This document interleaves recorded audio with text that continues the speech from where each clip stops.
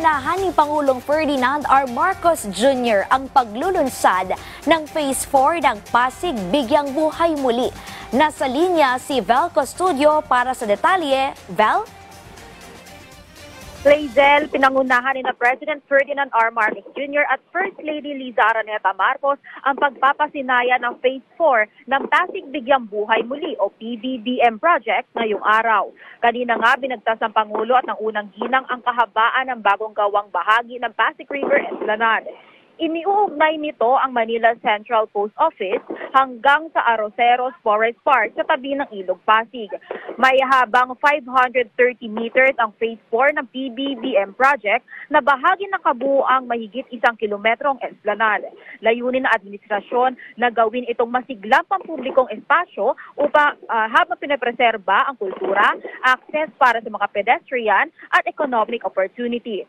Ginawang accessible ng esplanade para sa pedestrian promenades, bike lanes, viewing decks, kiosk at mga footbridge na dinisenyo upang pahusayan ang mobility at hikayatin ng publikong pamamasyal.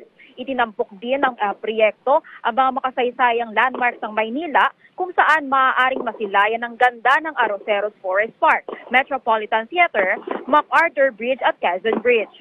6 hanggang 10,000 foot traffic dito pero inaasahang madadagdagan pa dahil sa bagong gawang bahagi ng Pasig Esplanade. Upang mapanatili ang kalinisan sa ilog, pinapagana na ang solar at AI-powered ClearBot kung saan kaya na nitong kolektahin ang basura sa ilog gamit ang AI. Dahil dito, inanunsyo ni Pangulong Marcos Jr. ang nakatakdang pagpaparangal ng Pasig Bigyang Buhay Muli project sa UN 2025 Asian Townscape Award na gaganapin sa Japan sa Nobyembre. Nagtapos ang launching ng Phase 4 PBBM project sa makukulay na fireworks display.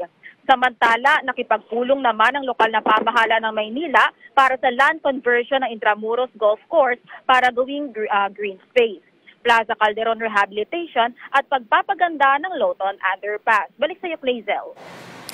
Maraming salamat, Vel Custodio.